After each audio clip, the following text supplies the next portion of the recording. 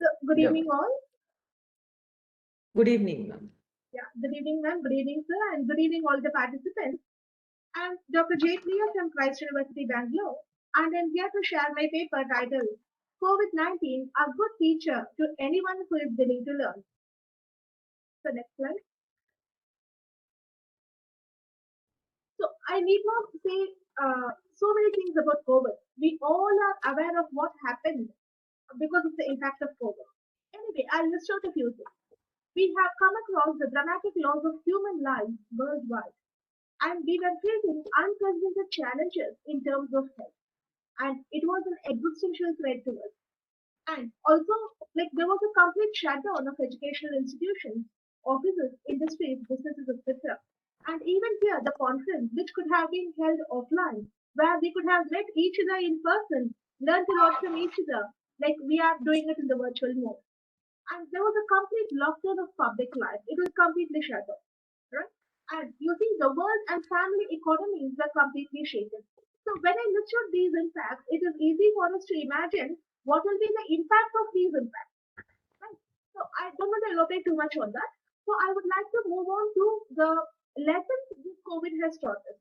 All these impacts deals only with negative, right? We are going to focus on the positive aspects of COVID-19. Okay, next slide, sir. Yeah. So, you see, COVID-19 has made us become aware of our own personality. We are too much occupied with doing other things.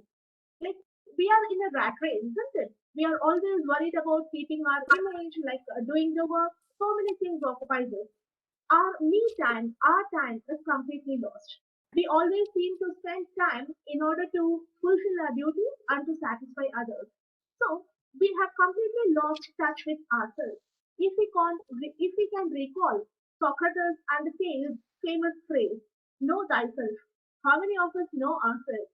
I think this pandemic has given us the enough time to become aware of our own personality, the complete understanding among family members.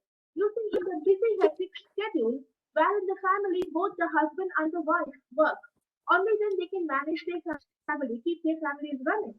And the children, they are equally occupied. And even at night, when they are at home, you see, each one is busy with their own work. They don't have time to sit, chat with each other, and understand each other. Here, the compulsory lockdown had literally compelled us to be in the company of our close family members. And this has led to a better understanding. We have come to accept each other's flaws and also realize each other's goodness. And it has also taught us a very important lesson. Money, though very important for a life, is not everything. You see, like be it a businessman, an entrepreneur, a teacher, be it any profession. You see, most of the time our focus is on money. We think that only money can give us happiness, money can give us peace of mind. But here we come to realize that though money will help us make our life comfortable, it is not everything. It is not going to help us to be alive. Next, importance of self-responsibility. It has always been the practice among almost all of us, irrespective of gender or age group, to attribute responsibility to someone else. If something goes wrong in the family, if something goes wrong at office or any place, we always do not analyze what could we have done to create that issue or what might have been our contribution to have prevented that particular problem. We always try to find fault with others. Now, this COVID situation had given us enough time to retrospect and make us realize that we are responsible for our own actions. The concept of self-responsibility has been brought inside. Next, pay attention to things around us. When I recall the last presenter, she very beautifully said, isn't it? Like instead of connecting with people, we are able to connect with things around, with animals. We could enjoy the meow of the cat, the barking of the dog. It was something good. In the same way, you see, I'm on Facebook. I'm a number of groups. Like you see that I find most of the people have started to build relationships using this lockdown period of COVID. They have started to focus on building beautiful relationships. I have started seen people starting to plant, like create their own gardens, expressing their creativity. So we find that instead of focusing on money, instead of focusing on competition or on technology or on other things that are what to say very physical in nature, we have started giving importance to basic things like nature, animals, and understanding people. So we have started paying attention even to minute things in life. Okay. So next slide.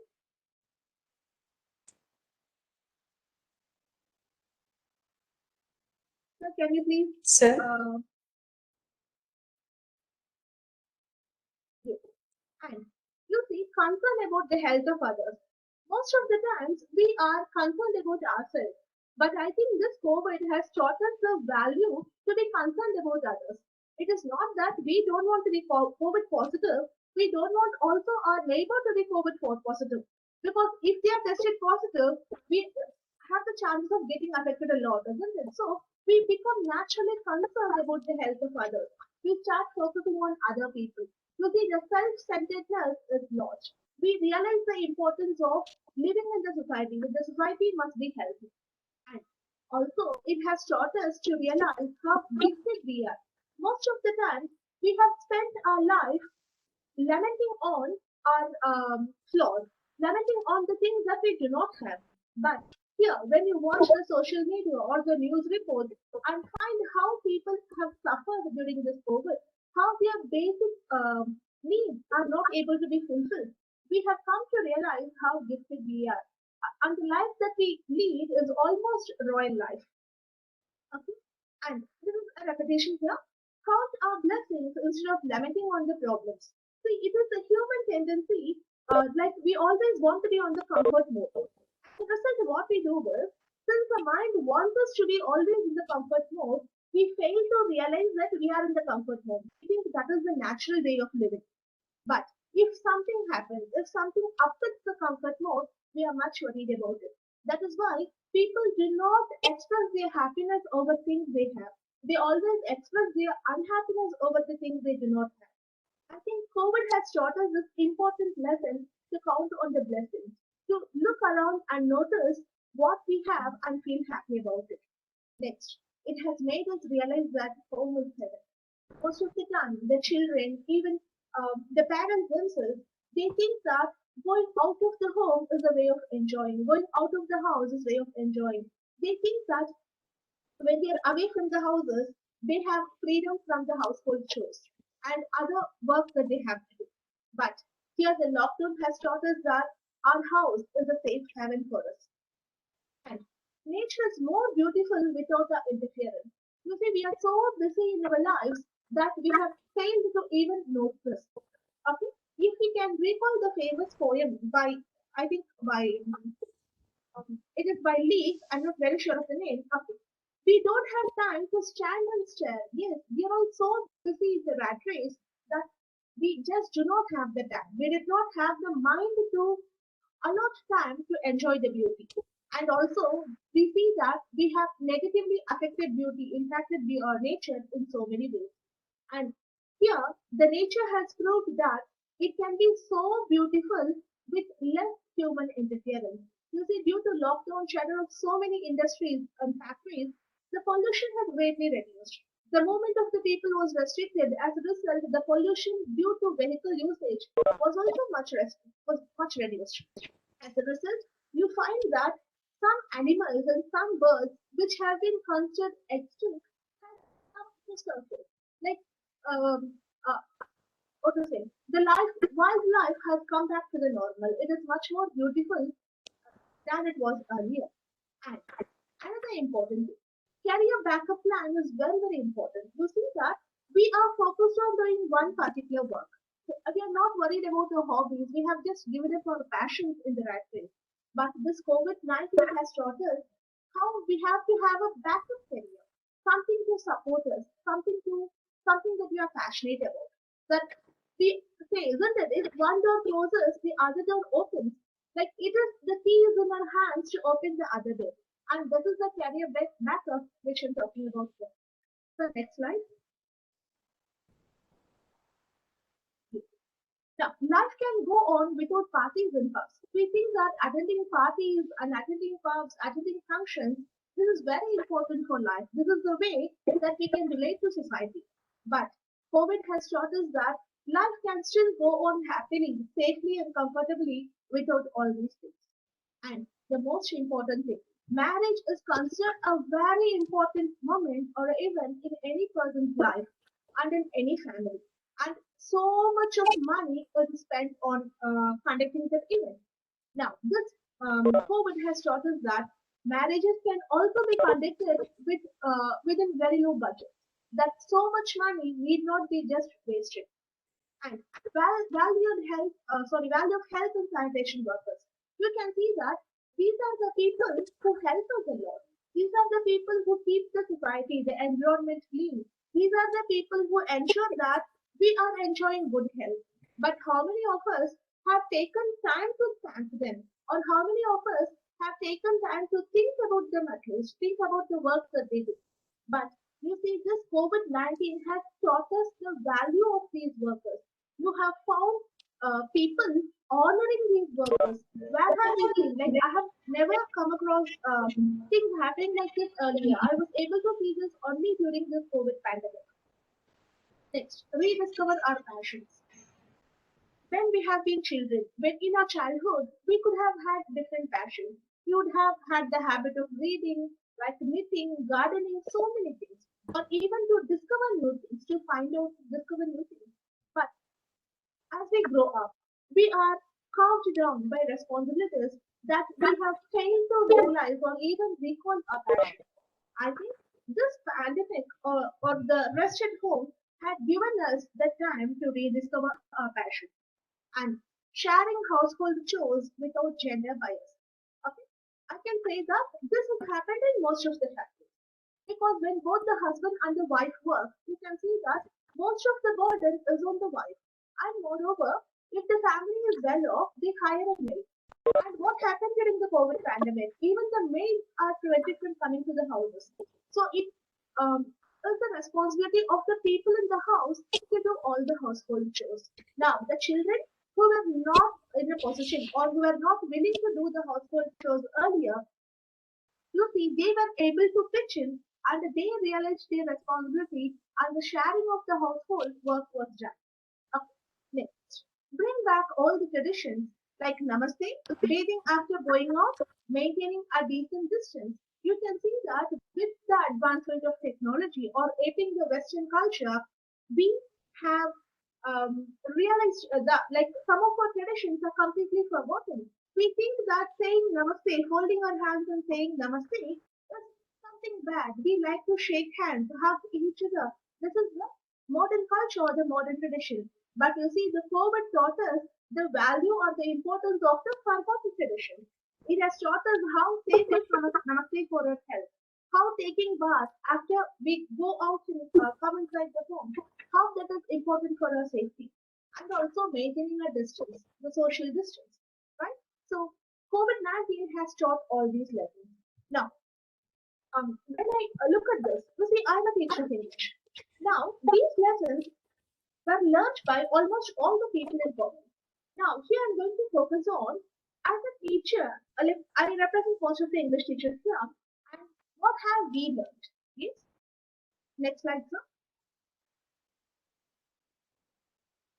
Yeah, sorry, I misread this slide. We could also realize that mental health is the main focus. Like we focus so much on the physical health. We go to gyms, we exercise, we take care of our physical health, but mental health, the clarity of thinking, the mental well-being is also very, very important. Next, it has made us realize that we all are equal. No matter how different we are in society or based on finance, we all are equal in case of threat to life.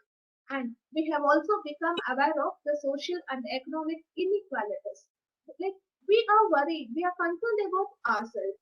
Our each and every motive or every step is focused on improving ourselves to the next level. We haven't given a thought to others. Most of the time it is like this. But this pandemic, when we have watched the social media, when we watch the news reports, we realize that there are so much of social and financial inequalities, and it has helped us to prioritize and prioritize the things that we give importance to. We have a list of things, but COVID has taught us what should be the actual importance in our life, right? And need to slow down in the speeding world. We are, as I told you already, like we are in a rat race. The world is very fast. This COVID has taught us, made us to realize the advantage of slowing down. Next, it also made us to realize the teachers are very important. Okay. With this note, I move on to the qualities of a teacher and what COVID has taught the teachers, particularly the English teachers, to carry on with their teaching. Next slide, sir. Yeah. You can see the qualities of a good teacher. Our teacher must be a very strong communicator. She must be able to communicate both what she expects from her class and also the subject to the class. Next, a teacher should be a very good listener. He or she should be patient enough to listen to the challenges uh, or to anything that is uttered by the student. Next, ability to collaborate. You see, the whole world of teaching and world of research has become interdisciplinary. Like we cannot say I'm just an English teacher or I'm just a physics teacher. I'll stick on to only my field. The whole world has become interdisciplinary, and we have the ability. We should need the ability to collaborate. This collaboration will give us new ways of teaching, new ways of sharing language, and ability to adapt. This COVID-19 is a very good example to show that teachers have the ability to adapt, and the teacher who can adapt to new situations can be successful. And empathetic ability to understand, feel oneself in others' shoes. Patience and understanding, involvement in real world learning. See, this last point is again very important. Teachers should be able to get their subject to the happenings in the real world. Okay, the teacher should be a learner at the same time. She should help the learners to learn from her, to learn from the real world. Next slide, sir. Next, to adopt and share best practices. So, you see, the social media has given us so much facility, it has given us so much opportunities not only to learn the best practices from other teachers worldwide, but also to share our best practices. This gives us lots of confidence. A good teacher is supposed to do that. Next, keeping the students engaged, be it in online class or be it in offline class.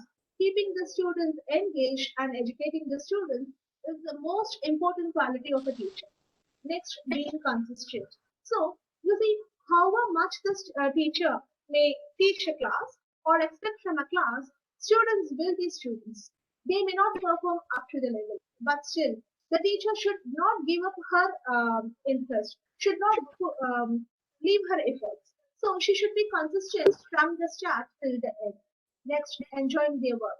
The most difficult thing to do, but still, only a teacher who enjoys the profession, who enjoys teaching, can be a very good teacher. Next, being comfortable with the unknown. We can never think that we are teachers and we know everything. So, with the spread of knowledge, with the advancement of technology, there are so many things which we do not know, and the students are much more aware than us. So, it is very important for us to be comfortable, to be ever learning. Never stop learning. Again, repetition of the earlier point, and welcome changes to teaching. And you can see that this is a quality which can be found in almost all the teachers. You see, we are ready to welcome and embrace teaching. Like last year, like somewhere in 2019, did we ever think that we English teachers will be sitting in our houses and teaching online class? Never, not even any teacher. But you see, we are ready to welcome changes. We are ready to accept changes and practice it. I think all these stand for the good qualities of a teacher. Next slide, sir.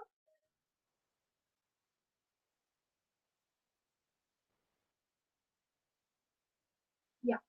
Now, so as an English teacher, I take the lessons that are learned by the English teacher, keeping in view the qualities of a good teacher. Now, first thing is be away from textbooks. You see, you can never imagine an English teacher without a textbook in her hand. She goes to school with, classroom with the textbook, reads out, and then explains the text. This is what happens in a regular classroom. But the first time here, the teachers of English are made to teach without text. Next, use of visual media in classrooms. So the English teacher has been compelled to go search for visual media. You see, this has not been happening with many of the teachers. But you see, the situation has compelled us to learn. Many English teachers did not know the use of visual media. They did not know how to use visual media in the class. But COVID-19 has taught them to do that. Writing is not always pen and paper based. And another thing, we English teachers, we focus on writing, accurate writing, correct writing. And we are so much used to the test paper method that teachers write, students write, that we correct with the red pen. But you see, it has made us realize, the COVID-19 has made us realize that writing is not always pen-based method and it can be done online. Use of blogs, right? So writing instead of writing on paper, now teachers have encouraged the use of blogs. I myself as a teacher, I had to know what is blogging, how should a blog be created. So I had to learn and teach my students. Next, exposure to technology and various tools of teaching. English, as an English teacher, I had not felt the need to expose myself to technology or to learn the various uses of technology. I was very happy with just knowing how to use the internet. I was very happy with that. But you see, the other forms of technology, how to use it effectively in classrooms, what are the various tools available? I learned number like even as a university teacher, I had to undergo a lot of training. Remember, if this COVID had not happened, we would not have undergone such training, right? And various methods of testing, not only teaching, even methods of testing. Okay, not the traditional descriptive type of testing. We go in for other methods of testing as well. Next slide, sir. Evaluating paperless descriptive questions. Normally, English teachers, we need to evaluate descriptive questions, but we have learned the art of evaluating the descriptive answers online and also move from textual annotations to virtual annotation. Now, textual annotations, we know we take a quote from a text, we try to tell the students who said to whom, like what was it said, we try to analyze the context. But here, we have moved from the basic textual annotation to the virtual annotation. For example, in Cisco WebEx, we have this option of annotating, where I can annotate the text just like the way I use the code. I can annotate the text and quote lines to the student. Next, importance of peer learning. As teachers, most of us have the habit that of thinking that we are masters of our own subject. So we do not like to collaborate or we do not prefer to interact with teachers of other subjects. But here, you see, this has taught us to collaborate. For example, as an English teacher, I had to collaborate with the teachers of information technology, with the IT services in order to enhance my online teaching. And need for learning from students. It is a fact which can never be denied or never be disagreed that with the use of technology, the students are much more advanced than us, the teachers. So, we teachers have become learners to the students. I have learned lots of techniques from my students. I have learned lots of tools from my students. And focus more learner-centric methods of teaching. See, so far we were focusing on in the classroom as language teachers, we were focusing on the subject.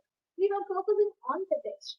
But now, instead of focusing on the text, we can see our focus has shifted to student-centric.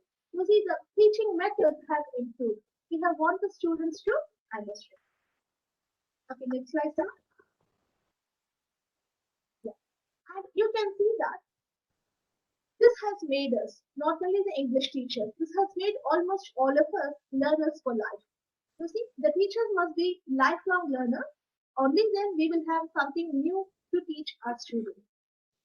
They say these days the students do not come to us searching for knowledge. They come with solid background knowledge. This is a very important fact that each one of us must realize.